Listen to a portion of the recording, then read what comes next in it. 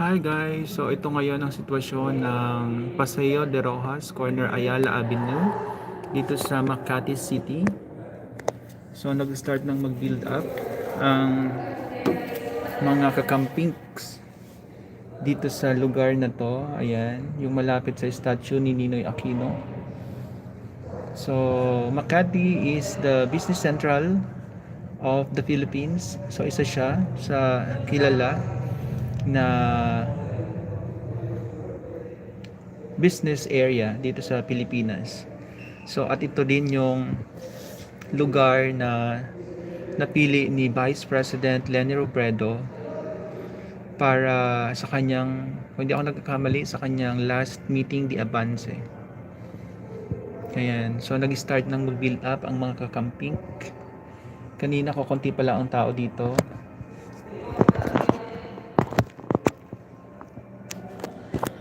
Pero ngayon ito na ang sitwasyon. Ayan, so it's, alam ko, pagka 12 o'clock na ata. So ito na yon sitwasyon dito. Medyo mainit, mahangin sa labas. Pero nakikisama naman ang araw kasi minsan kumukulimlim, tapos lalabas, tapos magtatago ulit siya sa mga ulap. So marami ng mga tao dito ngayon. At ang napansin natin guys dito is maraming kabataan. Mostly ang nakikita natin mga kabataan ang nandito ngayon sa lugar na to.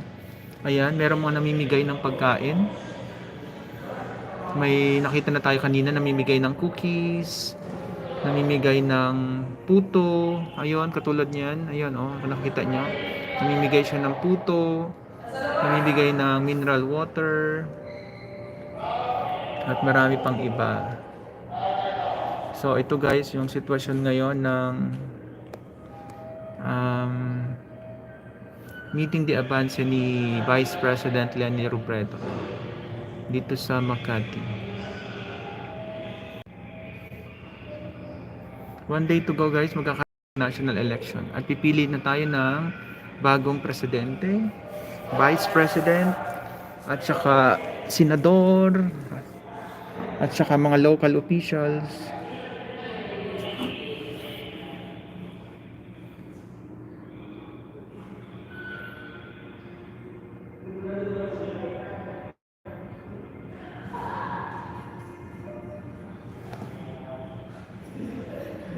So mamaya guys, magla-live tayo ulit. Ano lang to guys, for documentation natin. Para naman meron tayong souvenir, remembrance dito sa rally na to.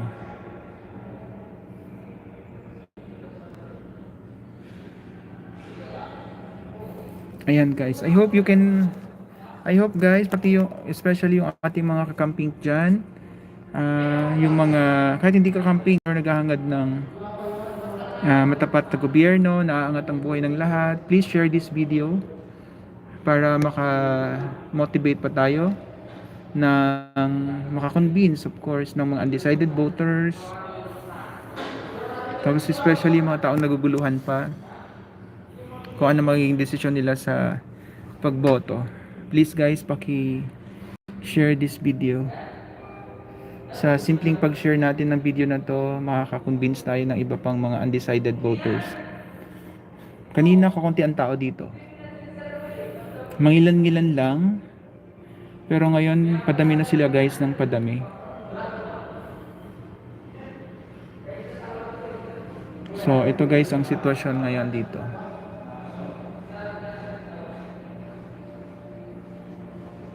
Ayan yung stage, yung ginagawang mga bakal sa ayan. Ito yung mga stage guys. I'm not sure kung yan yung main stage, no? Pero ayun, marami diyan dito ang mga kakamping.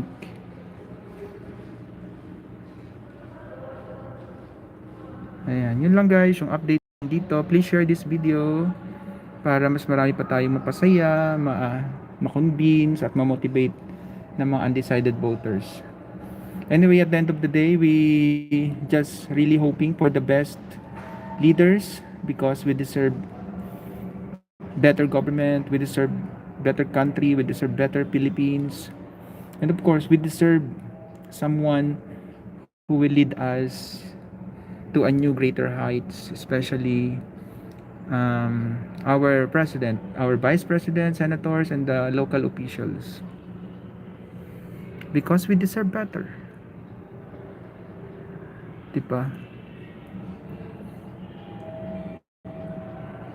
So, ito guys, yung kaganapan dito sa Central Business Center ng Makati. Paseo de Rojas Corner, Ayala Avenue. See you lang guys. Thank you so much. And see you around. Bye-bye.